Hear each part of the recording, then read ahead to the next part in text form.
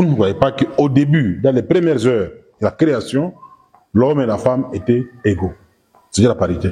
Mais quand la femme est allée tomber dans le péché originel du serpent, là vous me donnez vos raisons. Non, Dieu a élevé l'homme et il a rabaissé la femme. À ce moment-là, la parité a pris fin, l'homme est devenu supérieur. C'est pourquoi la Bible dit, les désirs se tourneront sur ton mari et lui dominera sur toi. Là, vous me donnez encore raison. Ne vous fatiguez pas à poser la question. C'est-à-dire, le salut n'intervient que sur le péché. C'est ici où je reviens. Oui, quand on est sauvé, on est un. Là, on est en tout cas, maintenant, Paul, il vient apporter un éclaircissement. Il dit ceci, après le péché, Dieu ne les a pas abandonnés. Il est revenu pour les ramener encore dans leur position de départ.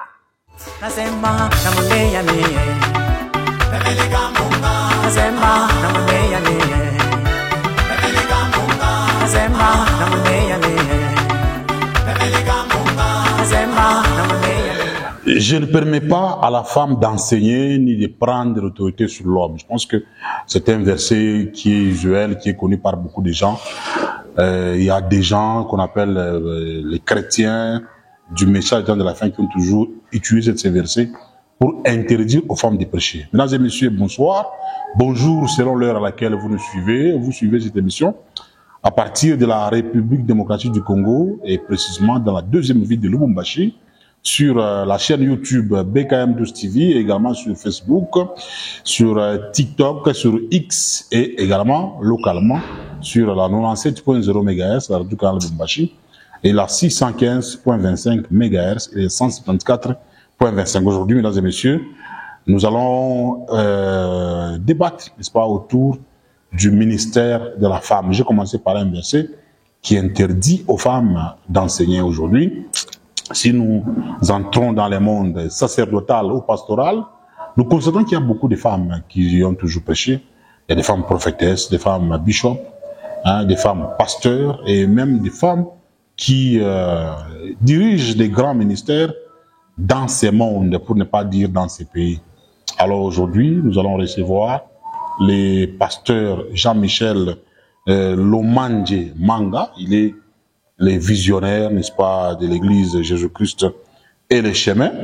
Et ça, c'est la première partie que nous allons enregistrer avec lui. Et prochainement, nous allons également recevoir, toujours dans ce même ministère, la femme qui enseigne. Parce que dans ces ministères, on croit qu'une femme peut prêcher. Abonnez-vous massivement, likez, partagez. Et merci également à Tété Ntumba, Lorraine Nkoussou, sans oublier Daniel Kalimi, Olivier Nkoulou, William Skitoa, bienvenue Kamunga, les pasteurs Zaken Salela. Alors nous allons commencer cette émission en direct sur les différentes plateformes. Pasteur Jean-Michel, bonjour. Bonjour, en tout cas, je n'hésiterai pas de vous appeler déjà bien-aimé, prof, bienvenue Kamunga. Merci beaucoup, pasteur. Vous vous appelez Jean-Michel Lomandje Manga. C'est un nom difficile, là. C'est un nom débatté, là où... Oui, exactement. Nous sommes de la descendance de Lumumba. Ah oui. Sankourou, là. Sankourou, vraiment, c'est là-bas que vient l'ombril, voilà. L'homme qui vous parle là maintenant. Merci, pasteur Jean-Michel. Votre ministère chez Jésus-Christ et les chemins, quelle est l'inspiration qui vous avait d'abord poussé à baptiser une église comme ça, Jésus-Christ et les chemins? Merci pour la question, bien-aimé, bienvenue. L'inspiration est d'abord fondée sur les mots que vous voyez là. Il y a premièrement Jésus, et il y a aussi les chemins, nous avons la vérité et puis il y a la vie. Et c'est Jésus qui est le chemin. Alors, moi je n'invente pas, c'est comme ça qui est écrit, Jésus est. Donc il est le chemin.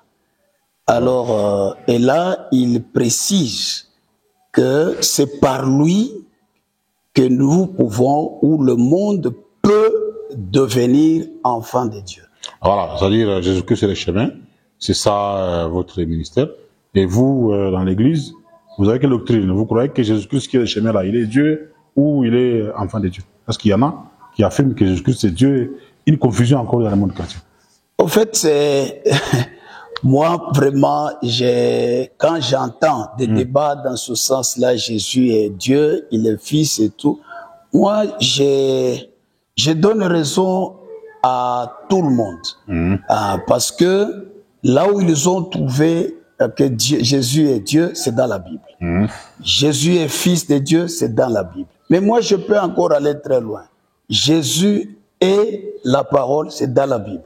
Jésus est la lumière dans la Bible. Jésus est berger dans la Bible. Donc, Jésus est un tout simplement. Le Dieu tout-puissant. En tout cas, c'est un peu ça. Franchement, on reviendra sur ça. Il n'y a pas de problème. C'est un sujet aussi qui est fait couler beaucoup dans les années. Oui, c'est parce que Marie était enceinte. Marie qui est enceinte, oui. L'enfant là qui est dans Marie, là, c'est Jésus. Marie priait que Dieu lui priait son enfant qui était dans son ventre ou c'est quoi. Donc, il y a encore une confusion qui est blanche. Mais on dit que c'est Branham qui a révélé ça. Donc, on y reviendra avec force prochainement. D'accord. Sur ça. Il n'y a pas de problème. Expliquez-nous un peu concrètement. Oui. Comment est-ce que le pasteur Jean-Michel Lomandje est arrivé à devenir pasteur? Oui, merci. En tout cas, je ne saurais pas vous donner une longue histoire. Oui, en bref.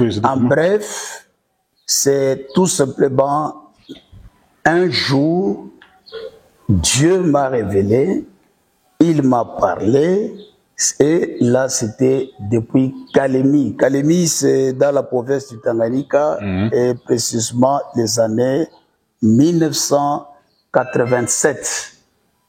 Depuis 1987, là c'est l'appel au salut que j'ai reçu Jésus après une longue maladie qui devait m'amener à la mort. Mais en 2000, maintenant, Dieu m'appelle au ministère. Et cette conviction, ça a été parce que nous n'avons pas beaucoup de temps, mais tout simplement, un verset biblique peut vous illustrer beaucoup de choses. C'est dans Actes, chapitre 16, Acte 26, le verset 16. Si vous lisez là-bas, vous allez comprendre que vraiment, si je m'étale à vous donner le contenu de ce verset, vous allez comprendre réellement que j'ai un appel authentique. Un appel authentique? Oui. Mais à un moment donné, vous êtes politicien aussi. Je ne sais pas, la politique, on dit qu'il n'y a pas de Dieu là-bas. Vous avez été politicien, je ne sais pas si vous l'êtes encore. Vous avez été même ministre provincial. Oui. Dans la province de Tanganyika. Oui. Alors, est-ce que Dieu est dans la politique? Comment est-ce que vous avez conçu les deux? Pasteur, ministre, tout ça. Au fait, quand on a des difficultés pour faire la différence de la politique et autre chose, ça peut aussi sembler être compliqué de donner une réponse comme ça. Mais néanmoins, la politique, c'est une gestion, c'est un système établi dans le monde pour apporter ou un résultat à un peuple qui habite à un endroit. Donc, vous pouvez même être dans votre maison, vous pouvez faire une politique. Donc, comment vous pouvez apporter des systèmes dans votre maison de manière que votre maison-là soit gérée, soit gérée pour qu'il n'y ait pas un désordre. Au fait, la politique comme telle, ce n'est pas le satanisme. Non, la politique, c'est un système. Mais ce sont les gens qui apportent le satanisme dans la politique. Mais en soi, c'est l'art de gérer. C'est tout simplement, oui, c'est gérer seulement, ça n'a rien à faire. Et là, je peux même vous donner deux exemples, comme par exemple le cas de Joseph.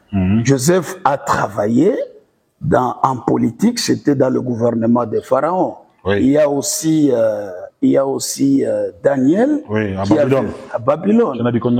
Mais ils n'ont pas abandonné Dieu. Dieu est Dieu et la politique c'est autre chose. Et d'ailleurs, quand vous examinez bien les gens qui ont travaillé dans la politique et qui avaient Dieu, ils avaient beaucoup apporté un plus dans la gestion des nations jusqu'à leur apporter même de très bons résultats. Ah, donc autrement dit, lorsqu'on est chrétien, politicien, il faut être politicien, mais n'oubliez pas de garder... Très important, n'oubliez pas. Voilà. Mais la grande partie des gens qui sont allés dans la politique, en tout cas, ont aussi amené le diable ont amené le système satanique. Mais n'empêche aussi dans les églises, comme nous avons le cas de Salomon. Salomon aussi, il a apporté les systèmes du monde dans l'église. Donc même dans l'église, ce n'est pas seulement dans la politique. En voulant chercher une bonne gestion de la structure que vous avez, qui est l'église, il y a des gens qui sont allés chercher des systèmes qui ne sont pas les systèmes sacrés ou des systèmes spirituels. Ils sont allés chercher ça en dehors du système de Dieu pour amener ça dans l'église. Voilà, Pasteur Michel, nous allons commencer notre sujet sur le ministère de la femme. Ok. Lorsque nous allons chez les branhamistes et les autres, ils ont toujours dit que la femme n'a pas le droit de prêcher. Une église là où la femme prêche, c'est une église du diable. Alors, confirmez-nous un peu, est-ce que dans votre église, les femmes prêchent ou les ministères est masculin ou féminin? Merci beaucoup. En tout cas, c'est une très bonne question. Oui. Je crois est débattu dans plusieurs sens, dans plusieurs endroits. Mais si je reste seulement dans la pensée de Dieu, les mots ministère, il n'y a pas nulle part où est indiqué dans la Bible que le ministère est uniquement pour les hommes ou est uniquement pour tels ou les enfants ou les jeunes. Non. La Bible n'indique pas. N'indique pas nulle part. C'est ça ce que j'ai dit. Alors lorsque Paul dit « Je ne permets pas à la femme d'enseigner ni de prendre l'autorité sur l'homme », Là, vous me donnez maintenant la raison. Moi, je viens de dire ceci. Si nous restons dans la logique de Dieu, la pensée de Dieu, vous allez trouver que Dieu, nulle part, il n'a pas établi une loi, ni une règle définissant que le ministère appartient à une telle catégorie de personnes. Et ici, vous citez Paul. Moi, j'ai dit Dieu. Donc, nous avons déjà... Oui, mais Dieu n'a jamais écrit. Je ne refuse pas. Dieu a écrit où? Même Jésus, il est comme Socrate. Je ne refuse pas. Ce sont les humains qui ont écrit. Je ne refuse pas. Je n'ai pas dit Paul a écrit. J'ai dit Paul exprime son désir. C'est la Bible, non? Je ne refuse pas. C'est la Bible toujours. J'ai dit ceci. Il y a des endroits où Paul, il dit Dieu a dit, Dieu demande. Mais ici, selon ce que vous venez de dire, Paul dit. Donc, ce n'est pas mauvais. Paul, c'est un serviteur de Dieu que nous craignons, que nous respectons. Mais quand vous dites toute écriture est inspirée, mais j'aimerais... Tout ce qui est écrit là doit être respecté. Justement. Mais vous n'avez pas refusé parce que Paul a dit... J'aimerais sauver Paul. Paul, il ne peut pas contredire Dieu, alors que Paul... c'est vraiment un serviteur authentique que nous devons vraiment témoigner et reconnaître que Paul, s'il faut citer des serviteurs de Dieu, nous pouvons aussi mettre le nom de Paul sur la liste. Pourquoi? Si je pars au verset 1er. Là, nous sommes dans quelle écriture? Dans Genèse. Genèse chapitre 2. Vous allez voir que Paul avec Dieu, ils ne se sont pas contredits. Et Paul ne se contredira jamais. Je prends Genèse chapitre 5. Genèse chapitre 5. Je prends le verset 2e. Il est dit ceci. Il créa l'homme et la femme. Là, ici, logiquement, c'est deux personnes. L'homme et la femme. Si nous lisons la Bible comme ça. Ok. Il, c'est Dieu. Les là-bas, je pense, dans votre verset, c'est au pluriel. Donc, Dieu maintenant, il prend l'homme et la femme. Il fait quoi? Il les bénit. Il n'a pas béni seulement l'homme. Il a béni l'homme et la femme. Tous deux. Et puis la Bible continue, il dit, il les appela. Là, c'est Dieu qui appelle l'homme et la femme du nom d'homme. Donc, et la femme et l'homme, Dieu le voit tous deux comme étant hommes. Et si je m'en vais encore pour vous dire que Paul ne peut pas, c'est seulement nous qui voulons chercher à remettre en cause certaines choses pour rien. Je prends Galates, parce que nous sommes dans une émission. Si vous prenez Galates, chapitre 3. Oui, Galates 3. Oui. Nous prenons le verset 27. Vous tous qui avez été baptisés, j'insiste, tous ceux-là qui étaient baptisés, donc et l'homme et la femme, tous deux baptisés.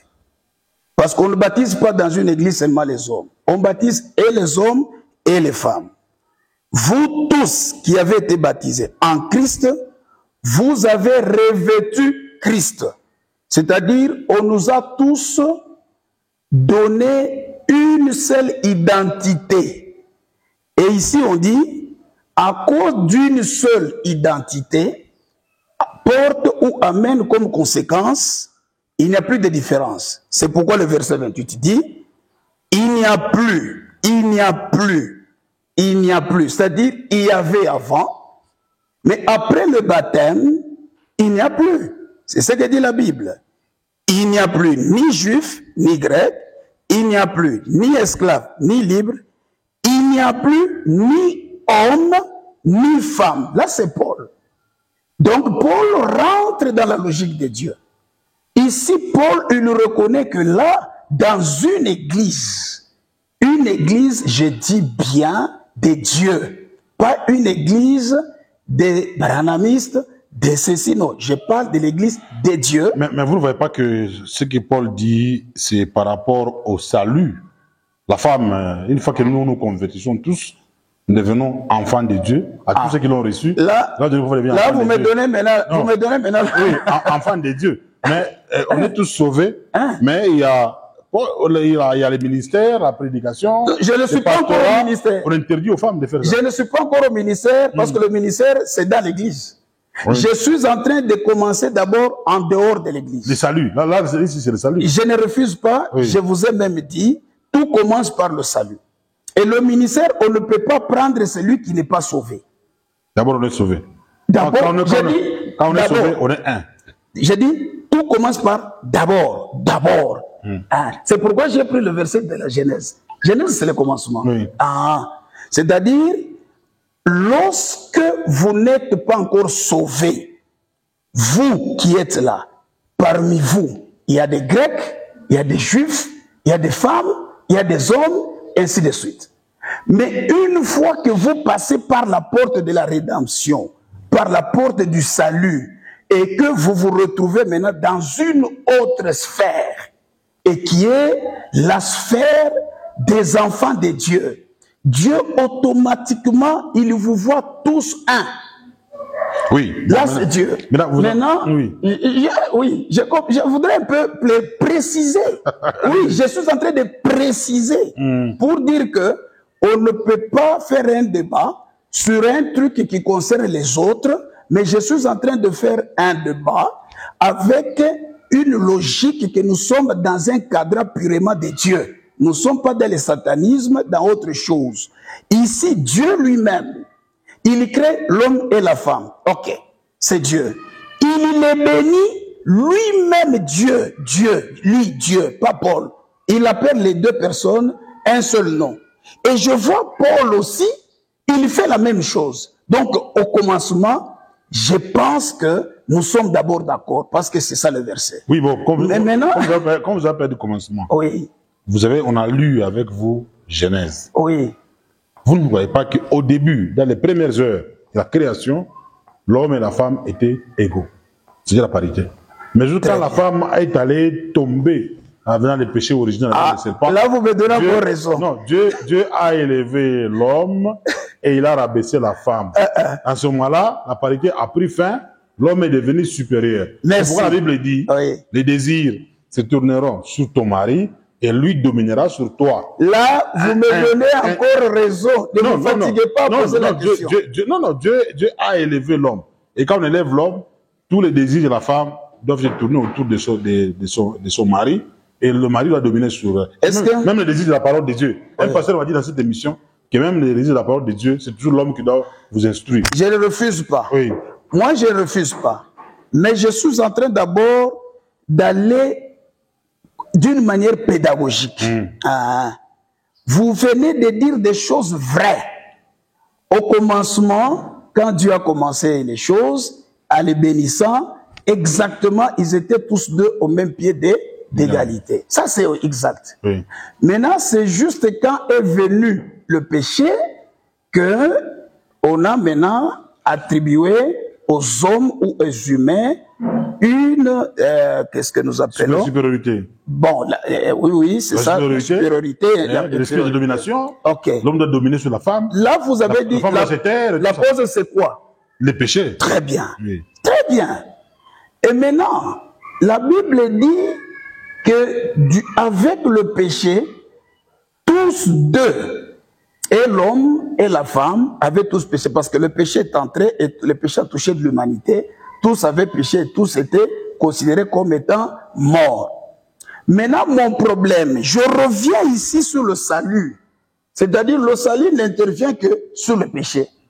C'est ici où je reviens. Oui, quand on est sauvé, on est un. Là, on est en tout cas, maintenant, Paul, il vient apporter un éclaircissement. Il dit ceci, après le péché, Dieu ne les a pas abandonnés. Il est revenu pour les ramener encore dans leur position de départ. Et arrivé à la position de départ, les deux personnes qui se trouvaient l'une supérieure par rapport à l'autre sont rentrées à la case de départ d'égalité. C'est ça le verset, d'égalité. Il dit, il n'y a plus. Vous êtes professeur? Oui. Hein, il n'y a plus. C'est qu'il y avait, et maintenant il n'y a plus. Donc, lorsqu'on est sauvé, oui, la parité revient. En tout cas, revient. Ça y est. Non, c'est pas moi qui l'ai dit. Il n'y a plus. Oui. Hein, c'est pas c'est-à-dire l'égalité du départ. Et puis dans 2 matins, vous serez docteur. Oui. L'égalité du départ, là. Qui était perdu par le péché, oui. est revenu par le salut.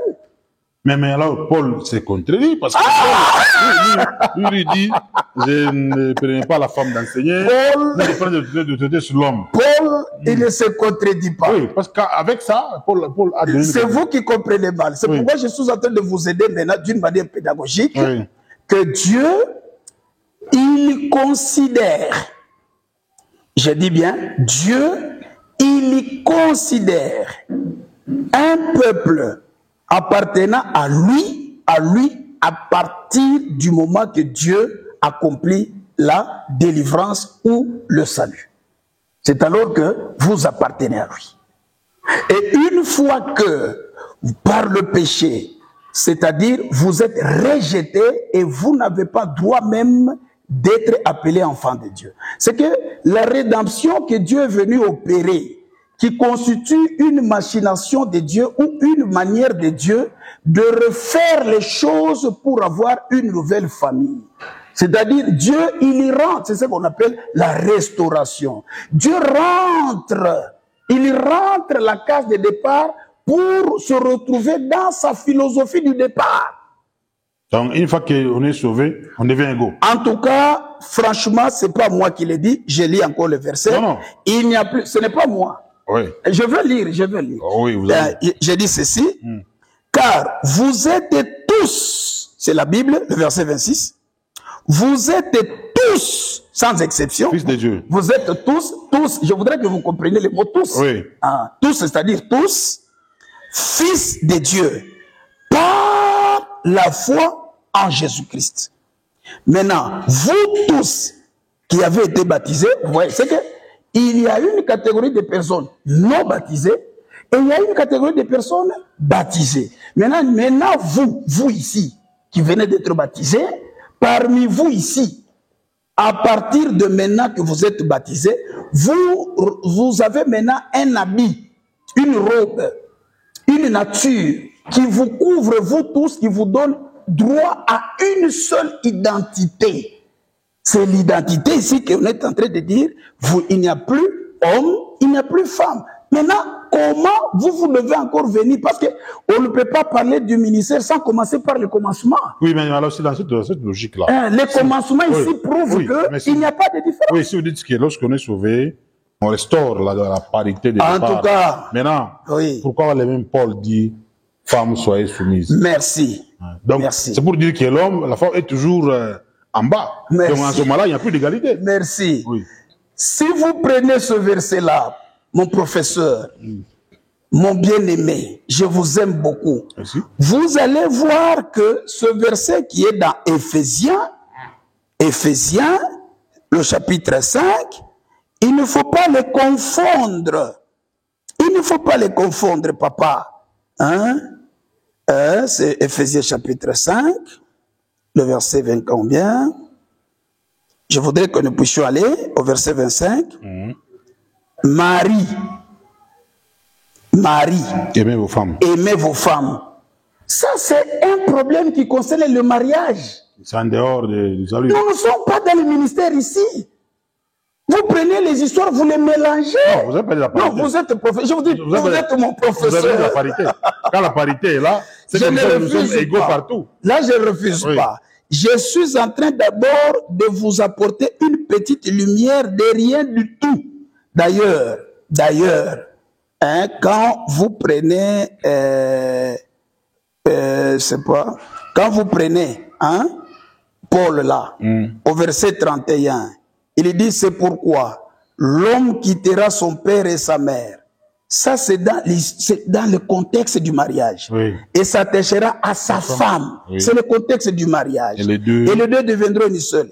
Il dit, on a pris ça comme une illustration pour expliquer ce qui devait se passer à l'église. On dit ceci, le verset 32. Ce mystère est grand.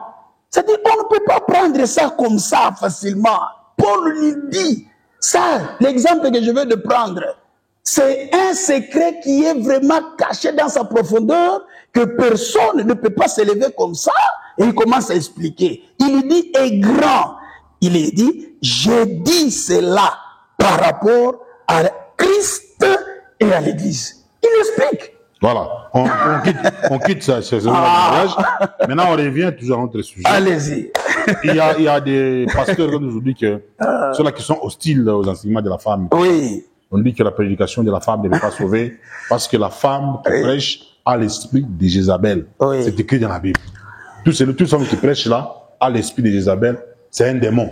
Okay. C'est une sorcière. Ceux qui disent, hein, je ne sais pas, peut-être ils ont des problèmes avec des femmes. C'est vrai, moi je ne peux pas ici vanter la femme. Non. La femme a ses faiblesses, comme l'homme aussi, il en a ses faiblesses à lui.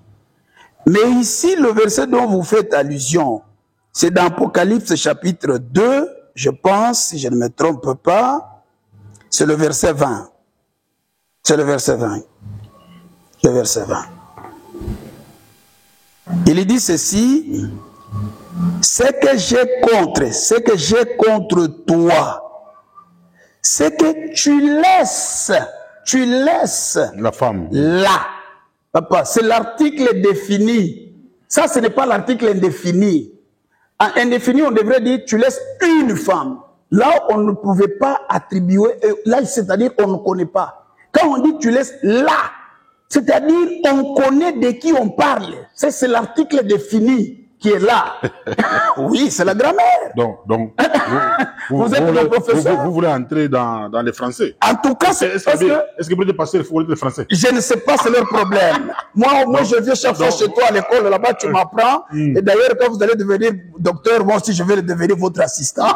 Je dis ici que ces pasteurs-là fassent tout pour commencer aussi à comprendre les choses dans le contexte grammatical, dans le contexte géographique, dans le contexte aussi social. Donc vous voulez dire qu'il y a une femme qui n'a un pasteur qui n'a pas appris les articles définis, indéfinis. En tout cas, il va comprendre très mal. Il va mettre mal. Très mal. Donc pour le pasteur, il faut. Parce que ici on dit, on n'a pas dit, il y a quelqu'un.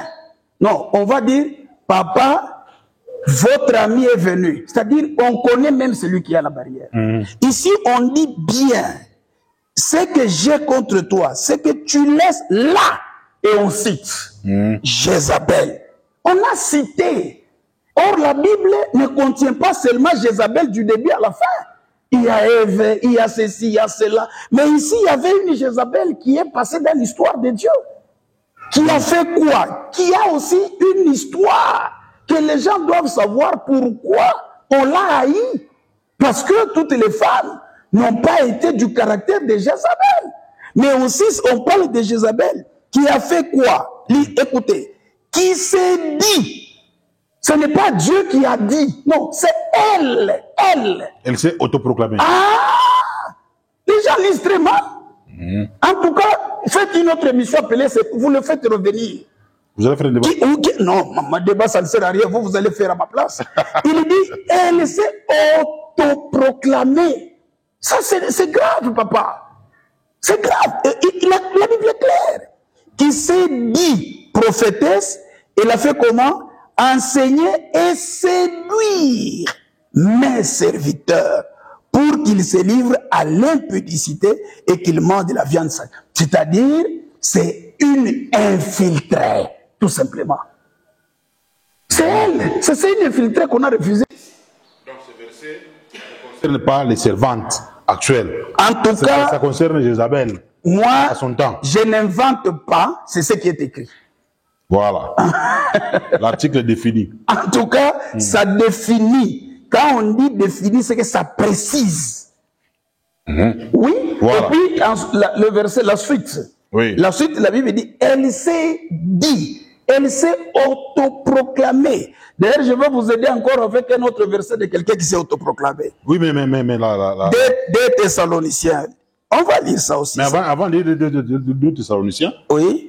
Ce que nous venons de lire ici, c'est Apocalypse. Pour comprendre ça, il faut voir la révélation. Alors, vous ne pouvez pas expliquer ça comme si vous allez vous donner un cours de français. Alors, c'est pourquoi Branham nous dit qu'il faut lire Branham pour comprendre l'Apocalypse. Est-ce que ce que vous expliquez littéralement ou prophétiquement? Là, je ne suis même pas encore prophétiquement, ceci, cela, branhamiquement. Non. Je suis en train de lire d'abord littéralement. Mais là, l'Apocalypse, c'est la révélation. Et là, vous voulez maintenant que je commence à dire autre chose, parce que autre chose, c'est donner maintenant le sens de l'écriture. Voilà, donc ici, c'est clair. Là, nous commençons d'abord par littéralement, avec la grammaire, la conjugaison, l'orthographe, tout doit être là. Voilà, lisons l'autre écriture, avant de passer l'écriture. Je voudrais que je vous donne une autre écriture ici. Nous sommes dans 2 Thessaloniciens, où au verset 1er, il est dit, pour ce qui concerne l'avènement de notre Seigneur Jésus-Christ, c'est-à-dire avant que Christ revienne pour chercher son Église, on dit ceci, que personne ne vous séduise d'aucune manière, car il faut que l'apostasie soit arrivée auparavant. Vous comprenez maintenant comment est le programme. Avant que Christ arrive, il faut qu'il y ait d'abord l'apostasie. Qu'on ait vu paraître l'homme du péché, le fils de la perdition. C'est-à-dire, il y aura des fils de la perdition qui viendront s'installer au milieu des enfants de Dieu pour les égarer. Et je continue. L'adversaire qui s'élève au-dessus de tout, c'est qu'on appelle Dieu. C'est-à-dire, il va même se proclamer Dieu, mais il n'est pas Dieu. Donc, c'est ça. Et puis, il dit, de ceux qu'on adore, jusqu'à s'asseoir dans le temple de Dieu, se proclamant lui-même Dieu. Voilà, ce sont des choses qui doivent arriver. Et là, maintenant, on est dans l'Apocalypse, on est en train de nous ramener maintenant à comprendre le programme après que Jésus ait fini la rédemption, le salut, la délivrance de l'humanité. Il est reparti vers son Père, et quand il va revenir, il va trouver ça. C'est-à-dire, il y aura des serviteurs qui vont s'infiltrer. Et ici, on nous met en garde.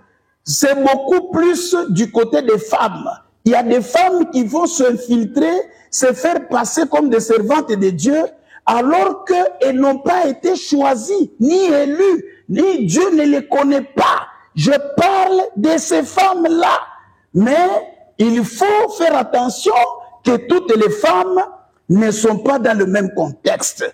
Parce que quand vous prenez la femme samaritaine, quand elle est partie à Samarie, c'est une femme qui a rencontré Jésus au puits et ils ont fait l'échange de la parole et c'est la parole que Jésus a déposée en elle qu'elle est allée transmettre à Samarie.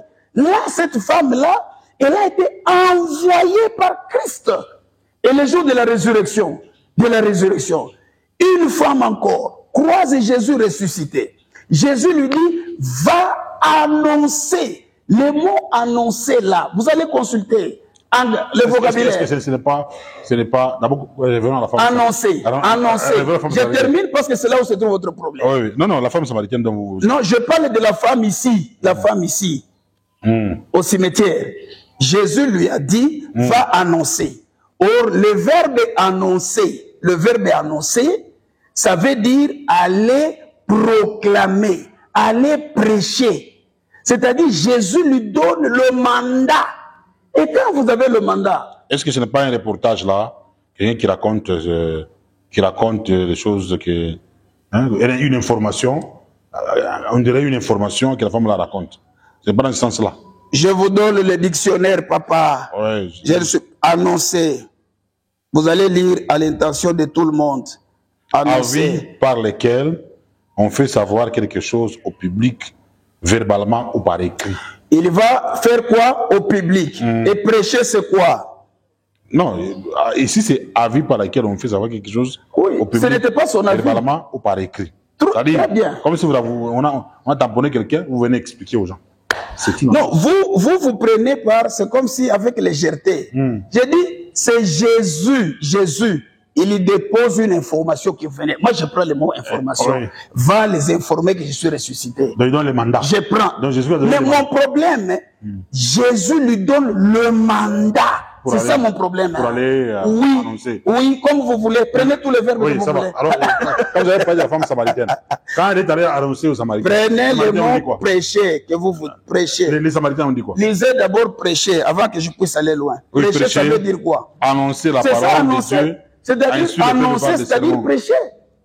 Bon, répondez. Là, quand même, vous êtes convaincu. Oui, maintenant, répondez à la femme samaritaine.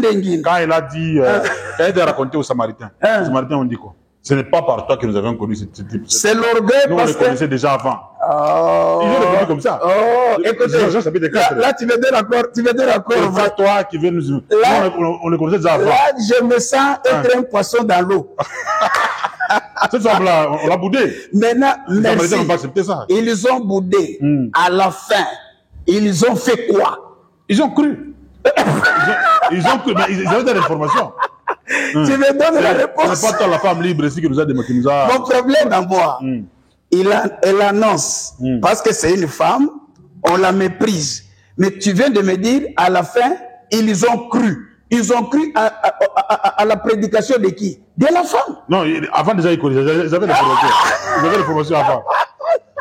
Et puis, quand vous parlez des instruits et tout ça, il y a une opinion qui dit que toutes les femmes qui prêchent dans les églises, ce sont des femmes soit dominatrices, soit des femmes divorcées, soit des... Mais depuis que tu as commencé à poser des questions, vous êtes convaincu? Bon, les gens qui suivent là... vous parlez à l'intention de ceux qui vous suivent là. Bon, ça va. Parce que je vois aller maintenant à une autre question, c'est-à-dire les réponses se sont données et les gens sont en train de... Ce sont des femmes divorcées, des femmes qui sont têtues, des femmes qui veulent s'émanciper. Donc c'est la parité qui a amené cette histoire des ministères de la femme dans l'église. Alors que dans les temps anciens, même chez les prêtres catholiques, on ne donne jamais des prêtres femmes.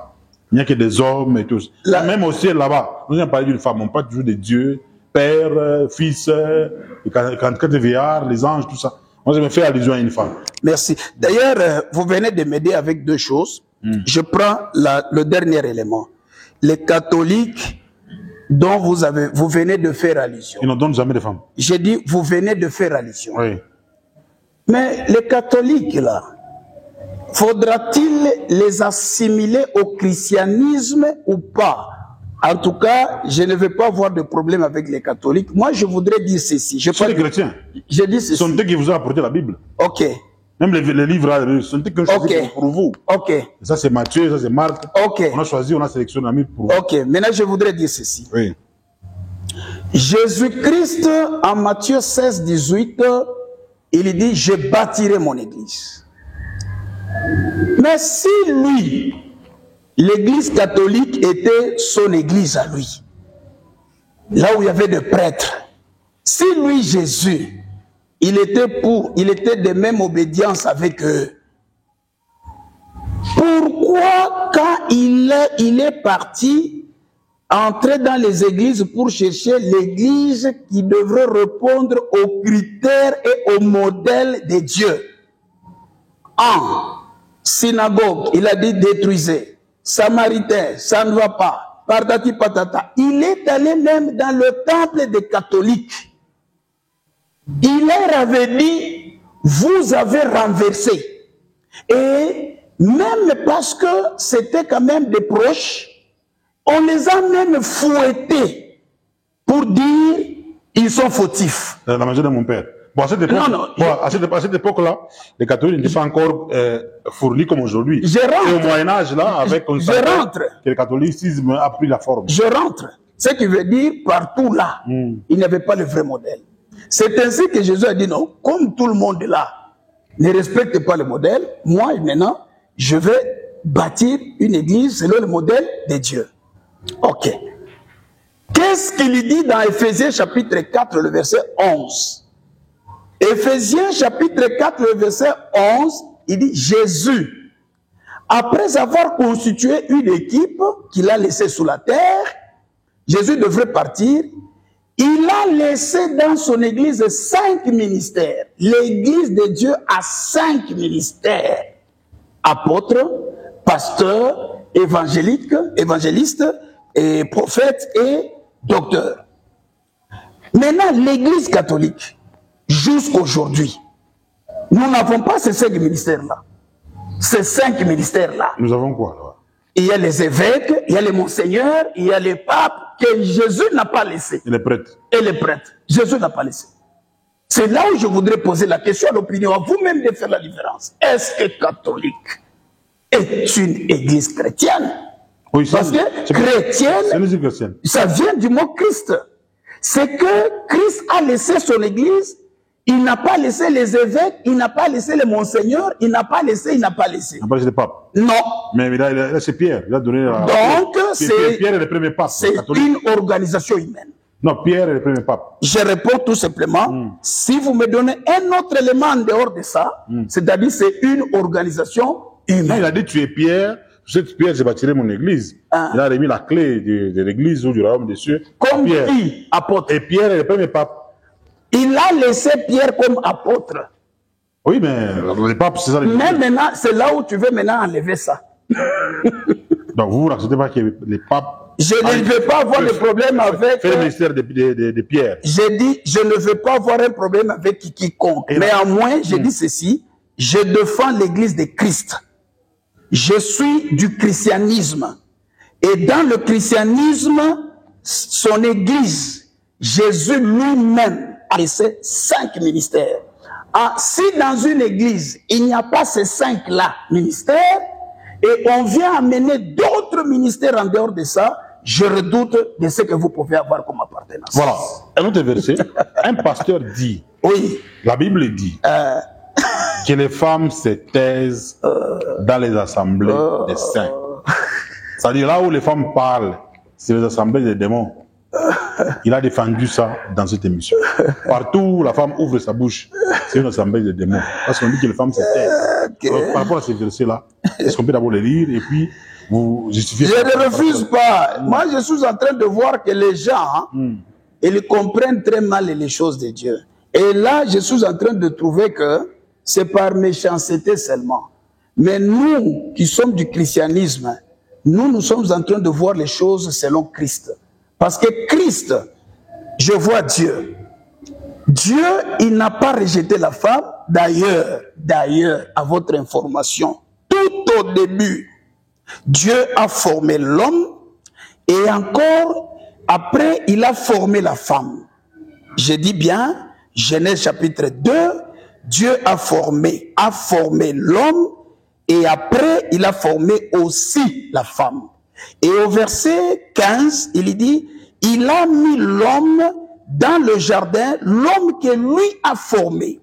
Maintenant, après un temps, il va trouver que l'homme avait des difficultés dans le service. Parce que le ministère veut dire service, tout simplement. Qu'on ne vous emmerde pas avec des théologies.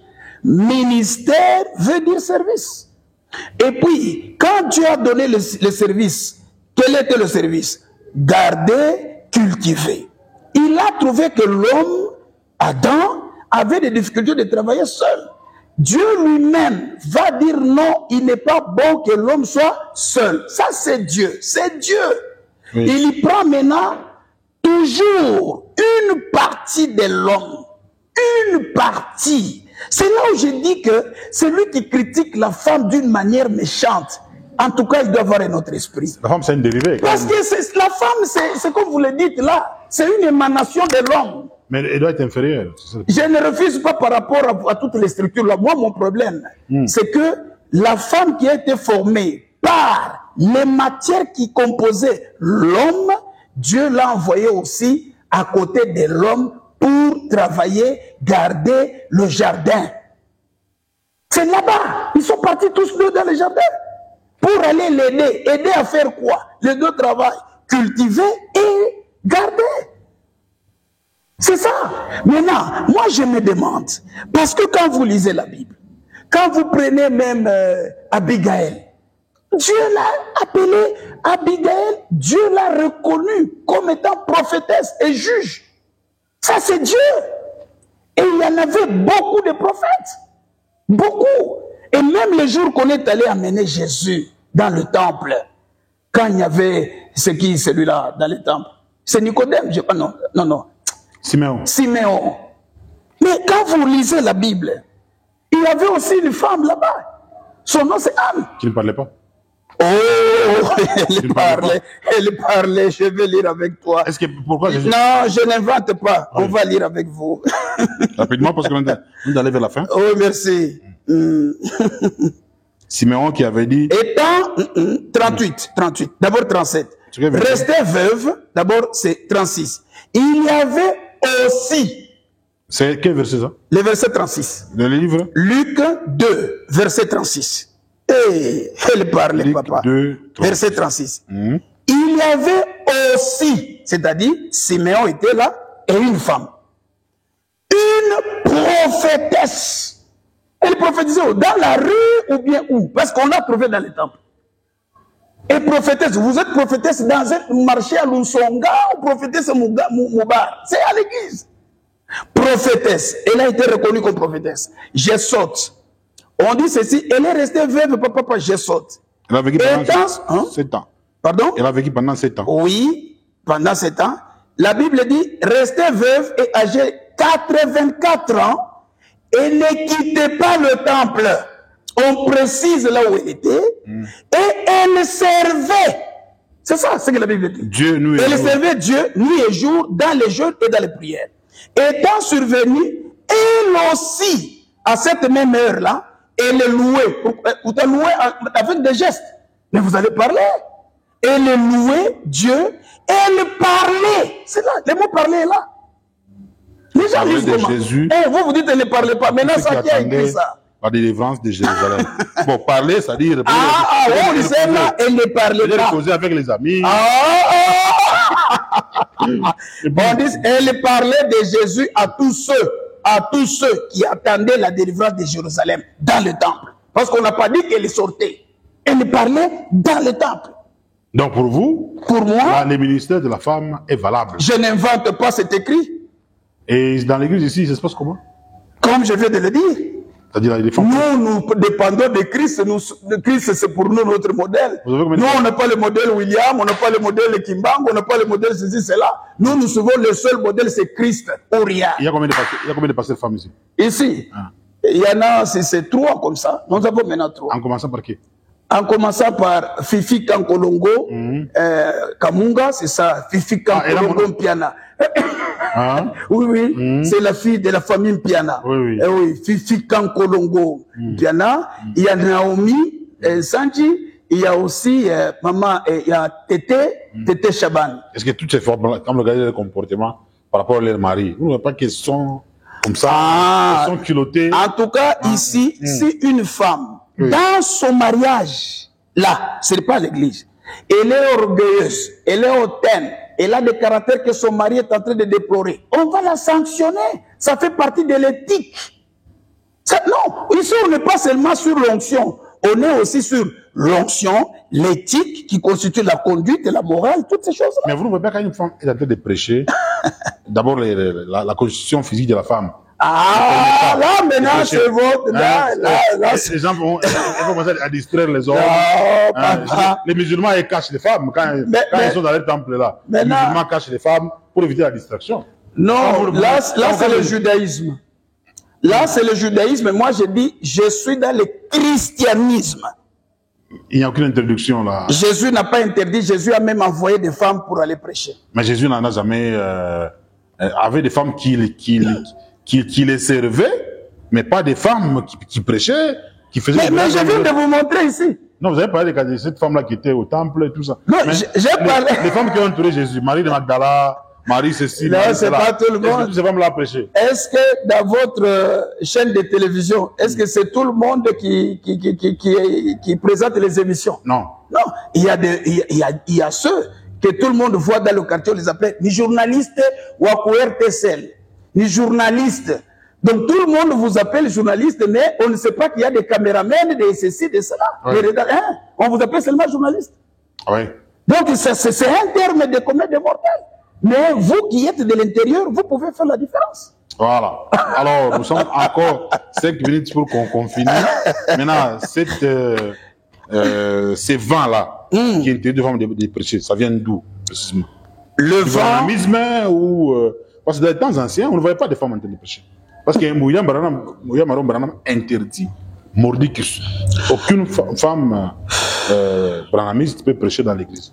Je ne refuse pas, William peut dire, je le respecte, paix à son âme. Le prophète du temps de l'heure. Je dis, je le respecte, et ça c'est faux. Vous le lisez aussi. C'est faux.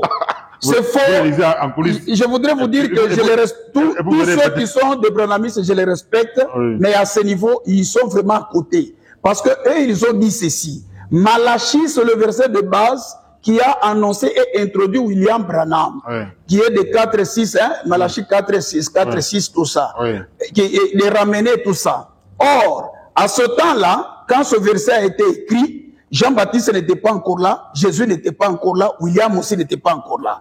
Maintenant, on commence à les indiquer dans l'ordre de leur arrivée. Qui peut s'attribuer ce verset? Je prends Jean-Baptiste. Je trouve que lui, il a refusé. Il a dit non, moi je suis venu seulement préparer celui qui vient pour faire ce travail-là. Et quand Jésus est venu, nous avons trouvé que Jésus est venu remettre ou rétablir ou refonder l'humanité. C'est ça la mission de Jésus. Et puis, la mission de Jésus était de faire sortir les gens du péché et les amener à devenir comme les sauvés. Maintenant, ma question. Lui, William, qui est venu plus tard après, comment lui, il peut s'attribuer un verset alors qu'avant lui, il y a d'autres prophètes qui sont venus?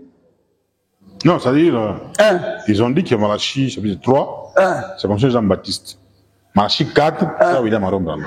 C'est ça, dernier messager. Moi, mon problème, il va s'attribuer comment alors qu'après Jean-Baptiste, il y avait Jésus-Christ? Et alors Jésus, on va lui donner quel verset? Parce que les prophètes de l'Ancien Testament, ils ont annoncé l'arrivée de Jésus. Maintenant, lui, William, il a enlevé Jésus, il s'attribue un verset d'un prophète, de Dieu. Donc, à ce moment-là, vous vous exprimez en faux. Ah, j'ai dit que celui qui comprend ces choses, il peut comprendre ce qu'il... Voilà, parce que Michel, nous sommes pratiquement à la fin de notre émission. Les téléspectateurs, le monde entier est en train de vous suivre par rapport au ministère de la femme.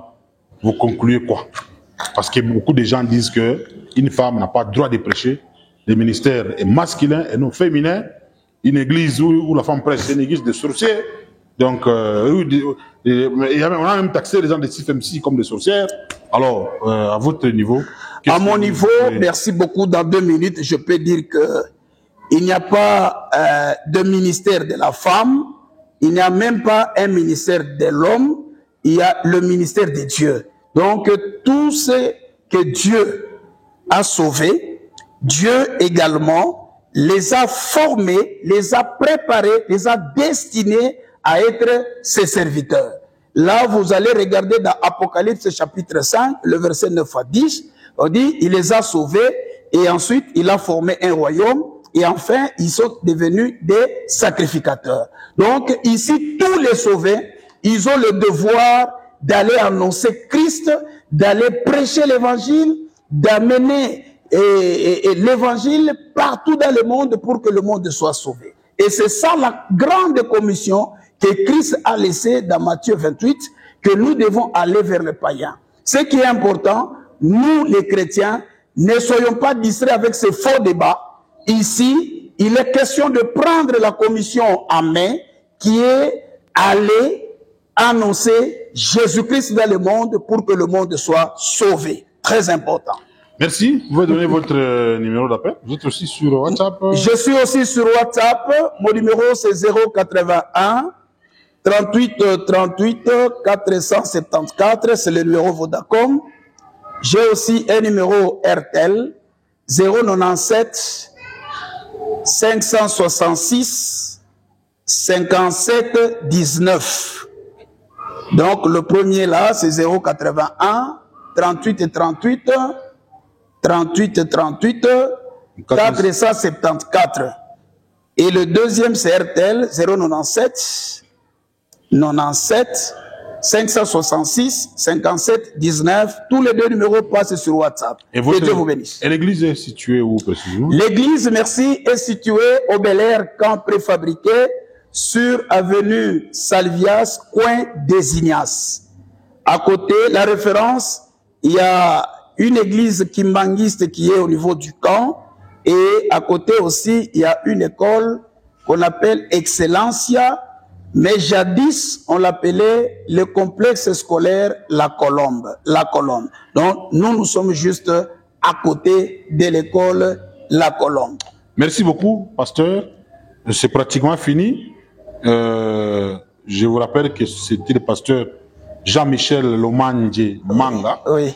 Il est de l'église Jésus-Christ et les chemins. Yes. Donc, j'ai pratiquement derrière les camps préfabriqués. Oui. C'est là que vous retrouverez cette église. Yes. Vous rappelez, comme il a donné ce numéro, 081 38 38 454. Yes. C'est le numéro de WhatsApp. Oui. Je salue également tous les chrétiens de l'église Jésus-Christ et les chemins.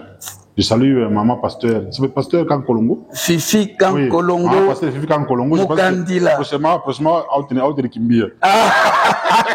Maman Fifi, je vous salue. Prochainement, bon, on m'a dit que vous étiez occupé au travail. Oui. Il y avait des formations et tout ça. C'est ça. Maman Fifi Kankolongo, Mukandila, je pense qu'elle ne va pas s'absenter prochainement. On sera ensemble avec les mêmes sujets. Cette fois-là, ce sera elle qui se défendra par rapport au ministère de la Femme. Amen. Merci à Lorraine Koussou, Téten Toumba, Daniel Kalimi, William Skitoa, Olivier Nkoulou, Aster Zaken Salera, qui sont les héros dans l'ombre. Bienvenue Kamunga, c'est moi.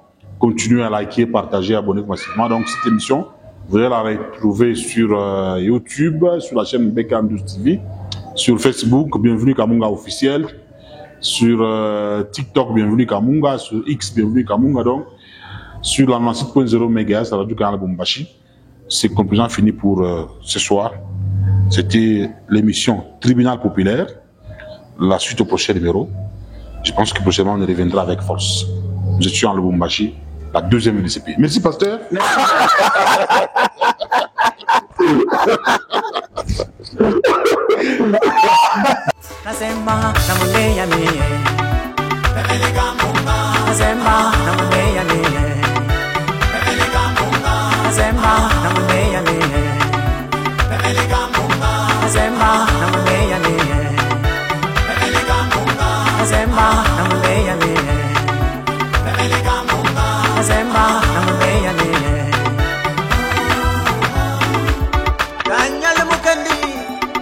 Maître Jonas Kabongo, Plateau Kasongo, on est gagné par la lettre K.